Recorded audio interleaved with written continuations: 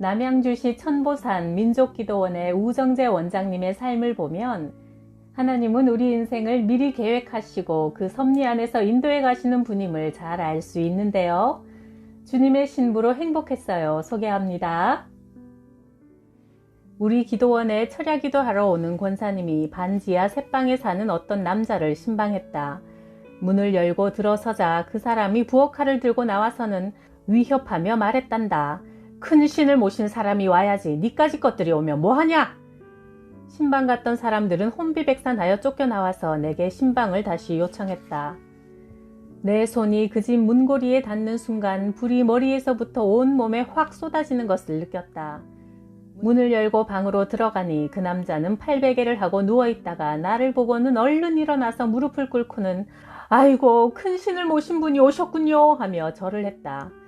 나는 그를 내 옆에 앉혀놓고 등을 두드리면서 계속 찬송을 불렀다. 그러자 그 사람이 눈물 콧물을 한 사발을 흘리며 울었다.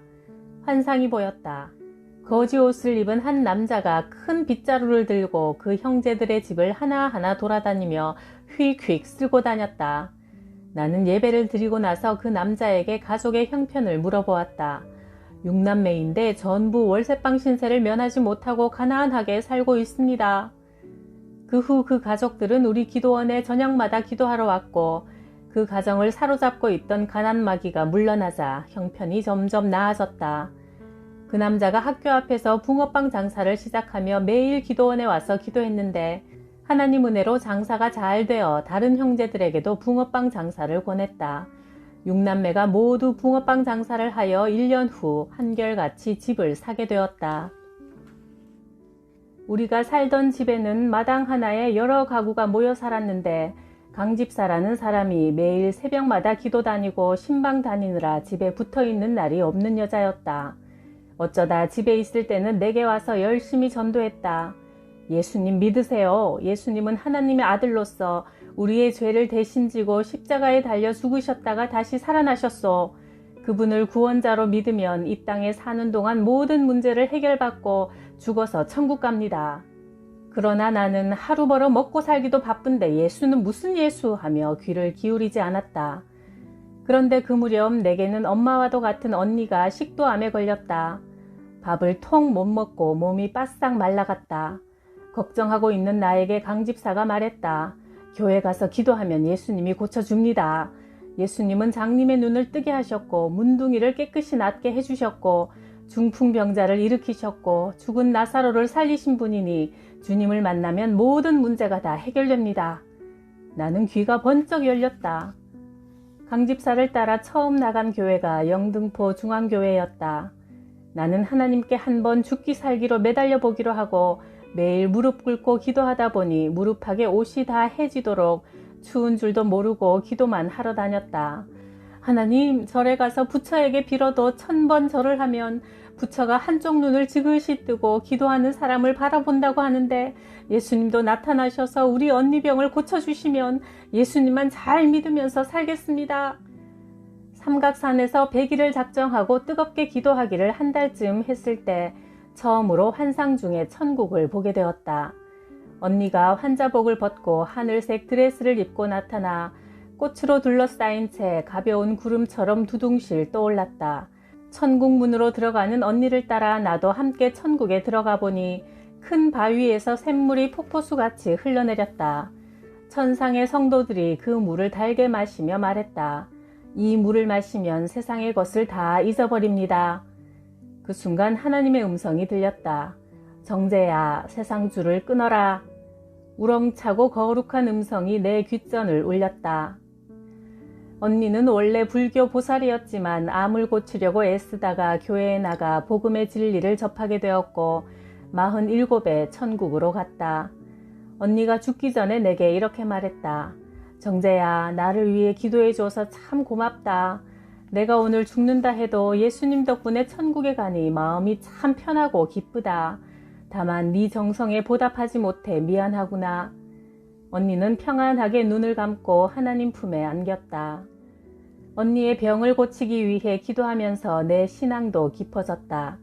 천국을 체험하고 나니 사람이 이 세상에서 성공하는 것이 진정한 성공이 아님을 깨달았다. 우리의 영혼이 예수님을 믿고 거듭나는 것보다 더 중요한 것이 없음을 알았다. 그래서 나는 세운상가에서 와이셔츠 도매상을 하면서도 번 돈을 거의 전도에 다 썼다. 그때 월남 치마가 처음 나왔는데 아주 인기가 좋았다. 나는 그 월남 치마를 싸게 구입하여 전도 대상자들에게 하나씩 나눠주었다. 그런 선물들을 받아 쓰다가 나를 따라 교회에 온 사람들이 2년 동안 400여 명이나 되었다. 우리는 잠시 후 이 세상을 떠날 것인데 먹고 사는 일에만 정신이 팔려 예수님을 믿고 천국 갈 준비를 하지 않으면 영원히 후회하게 된다. 큰아들 홍환지는 숭실대 법대에 입학했다. 법관이 될 꿈을 품고 줄곧 사법고시 준비에 매달렸는데 사법고시 전날 밤 잠을 자다가 이런 꿈을 꾸었단다. 예배실에 아들 완진이와 내가 기도하고 있는데 예배 시간이 다 되어도 설교할 목사님이 오지 않았다. 그러자 내가 옆에 앉은 아들에게 강단에 올라가서 대신 설교하라고 지시했고 아들은 당연한 듯 강단에 올라갔다. 10명 남짓 앉아있던 회중들은 다 죽어가는 환자처럼 거적대기를 뒤집어 쓰고 있다가 설교를 듣던 중 거적대기를 벗고 얼굴이 환해지면서 밝게 웃고 있었단다. 이런 희한한 꿈을 꾼 아들이 새벽 4시에 깨어 일어나 어머니 도대체 이게 무슨 꿈일까요? 물었다. 나도 평소 장남이 사법고시에 합격하여 법관이 되게 해달라고 기도했는데 하나님의 뜻은 다른 데 있는가 하고 내심 놀랐다. 아무리 생각해도 그것은 아들이 목사가 되는 꿈이었다. 완진아, 너 사법고시고 뭐고 다 그만두고 목사 되는 것이 어떻겠니? 아들은 당황했다. 이때껏 사법고시를 준비해왔는데 벼랑간 무슨 소립니까? 나는 번데기 장사를 했으면 했지 목사는 되기 싫어요. 그동안 목회자들이 가난하게 사는 것을 옆에서 지켜본 아들은 목사직에 전혀 관심이 없었다. 그때가 아들 나이 30살이었고 그가 마침내 목사가 되기로 결심한 것은 13년 후 43이 되어서다. 사법고시를 포기하고 영국 유학길에 올라 바이블 칼리지 웨일즈에 입학했다. 전에 법전을 들고 앉아있으면 그렇게 진도가 나가지 않고 어렵기만 하더니 성경이나 신학서적을 읽고 있으면 시간 가는 줄 모르게 집중이 된다고 한다. 하나님이 한번 결정하신 일은 사람이 아무리 거역하고 뿌리쳐도 결국 순종할 수밖에 없는 것이 하나님의 섭니다. 둘째 아들 홍순탁도 미국 유니온 신학교에서 공부하고 캄보디아 선교사가 되었다. 내가 오직 하나님밖에 모르고 기도원을 섬겼더니 하나님은 두 아들을 양 날개처럼 달아주셨다. 그러고 보니 첫 아들을 임신했을 때 꾼 태몽이 기억난다. 2마리의 비둘기가 푸른 창공에서 은빛 날개를 펄럭이며 내 어깨에 살포시 내려앉았다. 나는 그 비둘기 2마리를 품에 꼭 안았다. 지나고 보니 하나님은 처음부터 세밀하고 자상하게 우리 인생을 계획하시고 이끌어 오셨다. 하나님은 세상을 창조하시기 전에 그리스도 안에서 우리를 택하시고 사랑하셔서 하나님의 자녀로 삼으시기로 예정하셨다. 이것은 모든 것을 자기의 원하시는 뜻대로 행하시는 분의 계획에 따라 미리 정해진 일이다. 에베소서 1장 4절에서 11절. 기도원 초창기에 지금의 카페 자리가 빈 공터였다. 누가 닭을 한번 키워보라 해서 그 공터에 병아리 80마리를 사다 키웠는데 중닭으로 자랐을 때 닭들이 무슨 병이 들었는지 시름시름 앓더니 날마다 몇 마리씩 죽어 결국 40마리밖에 남지 않았다. 날개를 파닥이며 이쁘게 자라주었는데 너무 아까웠다. 어느 날 어떤 남자가 찾아와 저 병든 닭을 살리고 싶으면 수삼을 물에 끓여서 가져오라 했다. 그가 시키는 대로 했더니 그는 수산물을 주사기에 넣고 닭을 한 마리씩 붙잡아서 입에 넣어주었다. 그런데 정말 신통하게도 수산물을 먹은 닭들이 고개를 몇 번 흔들더니 파닥파닥 날갯짓을 하면서 살아나는 것이었다. 그렇게 해서 병들어 죽어가던 40마리가 모두 다 살아났다. 그 광경이 하도 신기하고 놀라워 넋을 잃고 쳐다보고 있다가 그 남자에게 고맙다고 인사하려고 보니 그새 어디로 갔는지 찾을 수가 없었다. 그 순간 하나님의 음성이 들렸다. 병든 영혼들도 이 기도원에 와서 이렇게 기도와 찬양과 말씀의 생수를 마시면 다 살아날 것이다. 지금도 그때 나타난 사람이 천사인지 아니면 주님께서 보낸 사람인지 궁금하다. 우리 천보산 민족기도원에서는 그날 이후로 치유의 역사가 많이 일어났다. 병든 닭이 수산물을 먹고 살아난 것처럼 병들고 상처 입은 영혼들이 기도원에 와서 간절히 기도하고 뜨겁게 찬송을 부를 때 마음과 육신이 치유되는 역사가 수없이 일어나고 있다. 언젠가 어떤 여자가 기도하러 왔는데 몸에 기운이 하나도 없고 가난에 찌든 모습이었다. 보약이라도 한 첩 지어 주어야겠다고 생각하고 있는데 그 여자가 어느새 기도원을 내려가고 없었다. 보름쯤 지나 다시 왔는데 얼굴이 생기가 있고 밝아 보였다. 어찌 된 일이에요? 보약이라도 먹었어요? 물었더니 권사님 기도 덕에 제가 보약을 20첩은 먹었을 거예요. 기도하고 내려간 후에 보약 따리는 건강원에 취직이 되었어요. 그곳에서 남는 보약을 많이 챙겨 먹었더니 돈도 벌고 건강도 좋아졌어요. 하면서 기뻐했다. 하나님은 기도하는 자에게 꼭 필요한 것을 챙겨주신다. 초창기에 1층이 어린이집이었는데 귀가 먹은 아이가 둘이 있었다. 그 아이들은 말귀를 알아듣지 못하니 수업에 참여해도 별 재미가 없었다. 그래서 항상 교실에는 들어가지 않고 복도만 왔다 갔다 했다. 이 두 아이들은 귀가 들리지 않으니 말도 잘 못했다. 그런데 2층 예배실에서는 매일 찬송을 부르고 주여 주여 하고 부르짖는 기도 소리가 들렸다.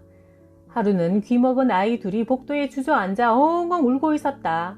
왜 우니? 선생님이 물었더니 말귀를 알아듣지 못하는 아이들이 귀에 갑자기 큰 노랫소리가 들려서 놀라서 울어요 했다. 찬송 소리에 아이들의 막힌 귀가 뚫린 것이다. 부모들이 상기된 얼굴로 찾아와서 기도원에서 고쳐주셔서 감사해요 인사하기에 하나님이 하신 것이니 하나님께 감사하고 예수님을 믿으세요 전도했다. 그 아이들이 복도에서 찬송을 듣기만 했는데도 하나님의 치유의 기적이 나타난 것이다. 내가 아직 예수님을 믿지 않았을 때 용한 점쟁이를 만난 적이 있다. 4월 초파일을 얼마 앞두고 젊은 여자들 몇이 연등에 한지를 붙이고 있었다. 이 집에는 주로 권세 높은 사람들이 찾아오는데 그날도 국회의원 부인이 와서 번호표를 받고 기다리고 있었다. 그런데 방으로 들어가던 점쟁이가 나를 보더니 넙죽 절을 하며 이런 말을 하는 게 아닌가. 장차 큰 신을 모실 분이 뭐하러 여기까지 오셨습니까? 당신은 남자 10몫을 해낼 것입니다. 당신의 양 어깨에 비둘기가 앉아 있습니다. 나는 그때만 해도 그 점쟁이가 무슨 말을 하는지 이해하지 못했다.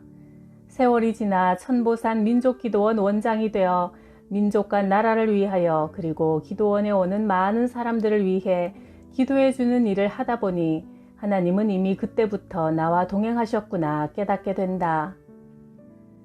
내 어머니는 불교 집안에서 태어나 유교 집안에 시집 왔는데 내가 출생할 때 특별한 태몽을 꾸셨다. 우리 동네 숫바위 산에 눈부신 흰옷을 입은 인자한 서양 남자가 나타나 어머니에게 내가 너에게 선물을 줄 터인데 잘 키우면 큰 복이 되리라 말했단다. 지금 생각하면 나와 두 아들이 주의 종이 될 것을 예수님께서 어머니에게 계시하신 것이니 만세전부터 계획된 하나님의 섭리가 아니겠는가. 어느 날 밤새도록 기도할 작정을 하고 산속 깊이 들어갔다. 주변이 칠흑처럼 깜깜하여 전혀 앞을 구분할 수 없었다. 한참 기도하는데 갑자기 소나기가 내려 급히 내려오다가 불현듯 마음속에서 서라 하는 다급한 음성이 들렸다. 무심결에 그 자리에 우뚝 멈추었다. 그리고 나서 주위를 찬찬히 둘러보니 몇 발자국 앞에 100여 미터 높이의 낭떠러지가 있었다. 이렇게 한 치 앞도 못 보는 인생인데 주님이 나를 안전하게 여기까지 인도해 주셨다. 우리는 야생마처럼 그저 앞만 보고 달려가는 어리석은 인생이 아닌가. 매일 기도하며 하나님의 음성을 듣고 인도함을 받아 살아야 한다. 1994년 천보산에 민족기도원을 짓고 나서 얼마 후 우리 기도원 위쪽에 집을 짓고 살던 도사라는 사람이 하얀 두루마기를 입고 비가 와서 땅이 질척거리는데도 나를 찾아왔다. 그 도사가 나를 보더니 땅에 넙죽 엎드려 벌벌 떨면서 말했다. 여기가 부처님 모습을 닮은 바위산이라 하여 사람들이 불암산이라 부르지만 실은 하늘천의 보배보 천보산입니다. 소인이 결혼도 하지 않고 70평생 도를 닦은 사람입니다. 이 산이 조선 팔도에서 제일 명산입니다. 영안이 열렸을 때 이 산을 보면 천사들이 아주 많이 보였습니다. 이제 큰 신을 모신 분이 왔으니 나라와 민족을 위해 큰일을 하시길 바랍니다. 하면서 엎드렸다가 일어나는데 하얀 두루마기가 온통 진흙범벅이 되어 있었다. 내 앞에서 뒷걸음질 치며 물러나는 모습이 마치 신하가 왕 앞에서 물러나는 사극의 한 장면 같았다. 그리고는 3일 후 짐을 전부 싸가지고 그곳을 영영 떠나버렸다. 후에 그 도사가 살던 집을 강사 숙소로 만들었는데 가끔 강사들 중에서는 밤에 뭔가 하얀 것이 계속 왔다 갔다 해서 한숨도 못 잤다는 분도 있고 도무지 잠이 오지 않아 자동차에서 잤다는 분도 있었다. 하나님은 불암산 무당골짜기에 귀신 섬기던 자들을 다 쫓아내시고 거룩하고 복된 민족기도원이 세워지도록 역사하셨다. 하나님은 미리 앞서 계획하시고 모든 것을 다 준비해 놓으시는 분이었다. 20살에 6.25 전쟁이 터지자 서울에 살던 나는 고향 충청남도 천안시 직산으로 피난을 갔다. 교통수단이 끊겨 꼬박 3일을 걸었는데 피난길은 위험하기 짝이 없었다. 수시로 북한군 비행기가 쏵쏵 소리를 내며 머리 위로 지나갔고 우리 뒤를 따라 인민군 탱크가 밀려오고 있다고도 했다. 피난민들이 폭격기를 피해 다리 밑으로 숨었다가 그만 그 다리가 폭격당하는 바람에 다리 밑에 사람들이 한꺼번에 죽기도 했다. 그런데 나는 한 소녀가 인도하는 행렬에 끼게 되었다. 300명은 좋게 되는 수많은 사람들이 15살쯤 되어 보이는 앳된 소녀를 따라가고 있었다.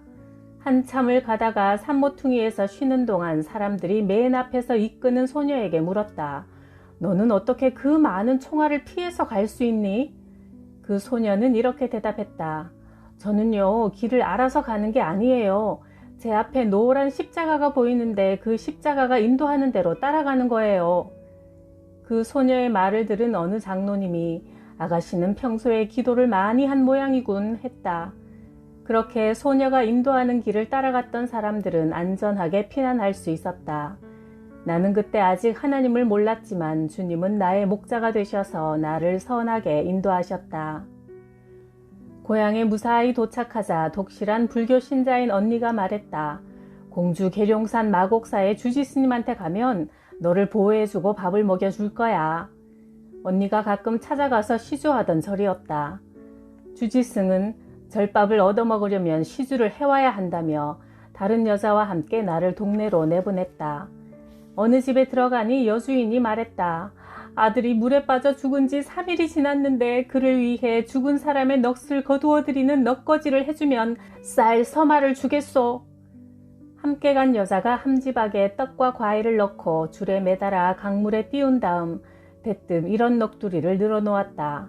넋이야 혼이야 나오너라 나오너라.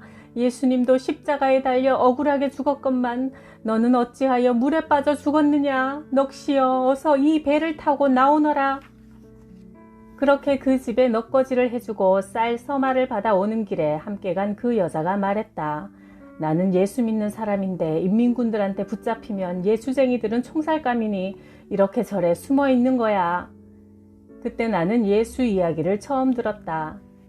그 무렵 메가더 장군의 인천 상륙작전이 성공하여 인민군들은 북으로 후퇴했다.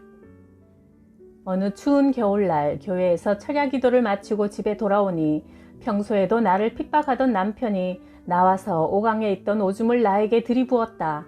워낙 추운 날씨라 머리에 부어진 오줌이 바로 얼어붙었다. 나는 부엌 옆에 연탄광으로 가서 종이 상자를 깔고 앉았다. 살을 애는 추위에 오줌 세례까지 받아 몸이 꽁꽁 얼어붙었다. 그런데 갑자기 빛을 발하는 작은 불기둥이 내게로 가까이 다가와 멈추었다. 내가 입은 옷에서 하얀 김이 모락모락 피어오르며 옷이 바싹 말랐다. 방금까지 지린내를 풍기던 옷이었는데 마치 깨끗하게 세탁한 것처럼 마르더니 냄새도 나지 않았다. 남편이 날 버린다 해도 주님은 나를 사랑하시고 보살피신다는 것을 뼈저리게 깨달았다. 또 하루는 남편이 누워있다가 갑자기 벌떡 일어나 내 얼굴에 베개를 냅다 집어던졌다.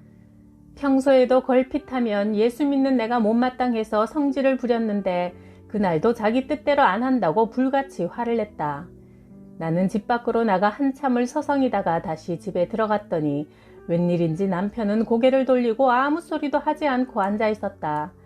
나중에 남편 얼굴을 자세히 쳐다보니 누군가에게 얻어맞은 것처럼 뺨에 3개의 손가락 자국이 시뻘겋게 선명히 나 있었다. 이 손자국이 왜 났어요? 물으니 나도 모르겠어 했다. 피부에 난 손가락 자국이 하루 이틀 지나면 없어질 줄 알았지만 사라지지 않고 오히려 거기에 염증이 생겨 진물이 나기 시작했다. 남편은 뺨에 손자국이 나 있으니 사람들 보기에 창피하여 빨리 고쳐보려고 병원에 1달 넘게 다니며 치료를 받았지만 차도가 없었다. 어느 날 병원 갔다 오는 길 아는 장로님을 만났는데 그분이 남편 얼굴을 쳐다보더니 말했다. 병원 다니면서 치료해야 할 병이 아닙니다. 회개해야 낫는 병이네요. 그 말을 들은 남편은 그제야 예수 믿는 아내 얼굴에 베개를 던진 벌을 받고 있는 것이라 생각하고 어떻게 회개해야 하는지 내게 물었다. 하나님께 죄를 용서해 달라고 기도하고 속죄에 대한 찬송을 부르세요. 남편은 피부병을 고치려고 내가 일러준 대로 그 찬송을 부르기 시작했다. 1년이 넘도록 속죄함 속죄함 하면서 주문을 외듯 웅얼거리며 노래를 불렀지만 그래도 그 멍든 손자국은 없어지지 않았다. 남편은 입으로만 노래를 불렀지 진심으로 하나님께 회개하지는 않은 것 같았다. 하나님은 우리 마음의 중심을 달아보시는 분이다. 찬송을 부른 뒤에는 얼굴의 손자국에서 진물은 더 이상 나지 않았지만 그 손자국의 모양이 평생 까만 기미처럼 얼룩이 지고 말았다. 남편 볼에 난 손자국 흉터는 죽을 때까지 그냥 있었다. 사람은 자기가 행한 대로 심판을 받고 심은 대로 거둔다는 말씀이 딱 맞다. 결국 나는 남편의 무지막지한 폭력에 집을 나오게 되었다. 남편에게 억울하게 쫓겨나오면서 나는 속이 상해 한마디 내뱉었다. 네 심보를 곱게 고쳐서 살아라. 그렇게 세상을 살면 너는 3년 안에 거지가 될 것이다. 그리고 나는 너와 헤어져도 3년 안에 부자가 될 것이다. 성경 찬송가만 챙겨나와 늘 기도하던 삼각산으로 발길을 옮겼다. 삼각산 중턱 동굴에 가만히 2개를 주워서 움막을 만들어 잠을 자고 동굴 옆 큰 바위 밑으로 흘러나오는 샘물을 마셨다. 산 주변에서 우유병이나 사이다병, 박스 같은 재활용품을 주워 모아 판 돈으로 국수를 사다 끓여 먹으며 하루하루 연명했다. 하늘을 지붕 삼고 산을 울타리 삼아 지내는 신세였지만 대궐 같은 기와집에서 다투는 남편과 함께 사는 것보다 마음은 더 평안했다. 겨울에는 해가 짧고 몹시 추워서 가마니를 둘러쓰고 앉아 기도하고 있으면 어디선가 따스한 기운이 스며들어와 내 얼굴과 온 몸을 덮여주었다. 3개월을 그렇게 살았는데 어느 날 부정적인 생각이 마음을 파고들었다. 예수님 믿으면 잘 되고 복을 받는다고 하더니만 이건 너무 비참한 삶이 아닌가? 내 인생은 어째서 큰 산을 하나 넘으면 더 큰 산이 기다리고 있고 강을 건너면 또 더 깊은 강이 펼쳐지는가?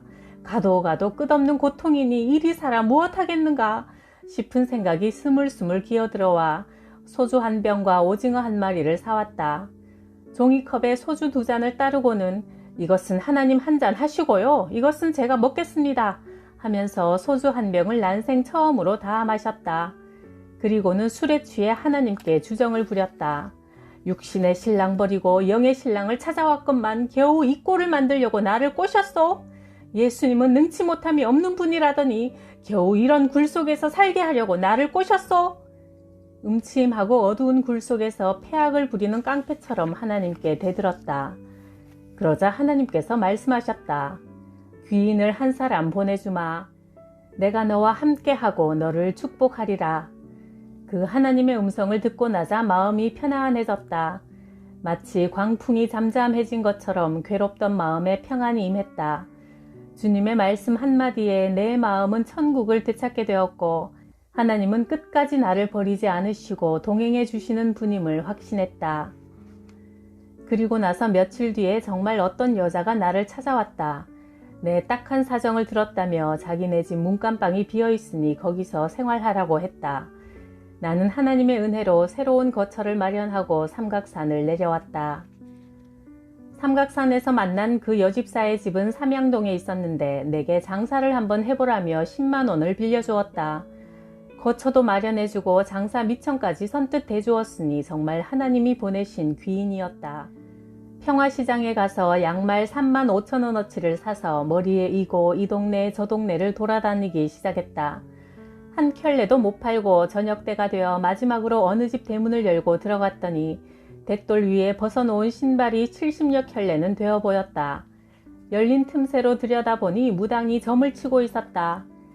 많은 사람들이 둘러앉은 가운데 상을 펴놓고 무당은 한 손에 방울을 들고 흔들면서 다른 손에는 엽전을 쥐고 있다가 상에 좌르르 폈다. 그리고는 그 무당이 눈을 지그시 감더니 다시 눈을 번쩍 뜨고 두리번거리다가 나에게 시선을 딱 멈추었다. 당신 왜 여기 왔어? 나는 당황스러워 말했다. 양말 팔려고 들어왔어요. 그러자 대뜸 그 무당이 물었다. 양말 전부 얼마야? 7만 원이요. 무당은 집주인을 불러 어음이 말했다. 저 양말 전부 다 사시오. 그래야 점괘가 나와. 저 사람을 빨리 내보내지 않으면 신이 노하셔. 나는 흥정도 없이 한순간에 양말 보따리 전부를 넘겨주고 2배를 남기는 장사를 한 것이다. 그 집 대문에서 몇 발자국 나오는데 갑자기 내 몸으로 불이 확 들어오는 것이 느껴졌다. 그러더니 가슴속 깊은 곳에서 주님의 음성이 들려왔다. 네가 하루 종일 양말 한 켤레 팔지 못한 것을 내가 다 보았다. 나는 그 음성을 듣고 자리에 털썩 주저앉아 엉엉 울었다. 하나님께서 이 미천한 것이 양말 한 켤레 못 팔고 온종일 돌아다니는 걸 다 보셨군요. 그래서 마귀의 종을 통해서라도 내 물건을 다 팔게 해주셨군요. 나는 장사도 하나님이 돕지 않으시면 안 된다는 것을 뼈저리게 느꼈다. 그 후 어떤 여자가 나를 찾아와 말했다. 내가 마장동에서 비닐 만드는 공장을 새를 얻어 하고 있는데 나는 더 이상 운영을 못하겠어. 외상으로 드릴 테니 한번 맡아서 해보세요. 그리고 천호동에 사는 김모 씨가 화학공학과를 나와 비닐에 대해서는 박사요. 나는 다음날 그를 찾아가 우리 공장에 와서 일해달라고 부탁했지만 그는 거절했다. 그런데 다음날 그가 다시 나를 찾아와서 우리 공장에서 일을 하겠다고 했다. 어제는 거절하더니 왜 갑자기 하룻밤새 생각이 바뀌었어? 묻자 그가 놀라운 이야기를 했다. 어젯밤 꿈에 하얀 옷을 입은 남자가 나타났는데 그 모습이 너무나 위험이 있어 나도 모르게 무릎을 꿇었습니다. 그러자 그가 이렇게 말하더라고요. 네가 거기 가서 일을 하면 앞길이 열리지만 그 여인을 돕지 않으면 망할 것이다. 꿈에서 깨고 나니 잠도 오지 않고 너무나 고민이 되어 이 공장에서 일하기로 결심했습니다. 이렇게 비닐 공장 운영을 시작했지만 비닐을 가져간 상인들이 돈을 제때 주지 않아 공장 월세가 석 달이나 밀리게 되었다. 공장 주인이 나를 찾아와 월세를 내놓으라고 독촉했다. 12시 통행금지 시간이 되어 우리 집에서 자고 가라고 보냈더니 아침에 일어나 보니 그는 벌써 가고 없었다. 내가 며칠 후 돈을 마련해서 그를 찾아갔더니 돈을 받지 않겠다는 것이다. 왜 그러세요? 물었더니 이렇게 말했다. 며칠 전 통행금지에 걸려 당신 집에서 잠을 잘 때 밤 2시쯤 되어 소변이 마려워서 일어났는데 고은이 잠자고 있는 당신 머리맡에 천사가 둘이 서 있는 게 보였어. 이게 무슨 일인가 싶어 새벽에 일찍 일어나 교회 권사인 모친에게 말했더니 그 여자를 괴롭히지 마라. 그 사람은 하나님이 특별히 돌보시는 사람이니 돈을 받지 말라 하시면서 어머니가 대신 월세를 주었어. 하나님은 이렇게 남편에게 버림받고 오갈 데 없던 나를 공장 경영주가 되게 하시더니 물질의 복을 넘치게 부어주셨다. 그때 석유 파동이 나서 플라스틱 원료를 사서 팔면 80%의 수익을 낼 수 있었다. 그렇게 2년 동안 돈을 많이 벌어 공장 건물을 사게 되었다. 그런데 시간이 지날수록 자꾸 내 마음속에서 사업에 회의가 생겼다. 무엇보다 영적 생활에 집중할 수 없어 마음이 갈급했다. 공장을 처분하고 신앙생활에 더욱 매진하기로 결심하고 아침에 부동산에 내놓았더니 저녁에 바로 팔렸다.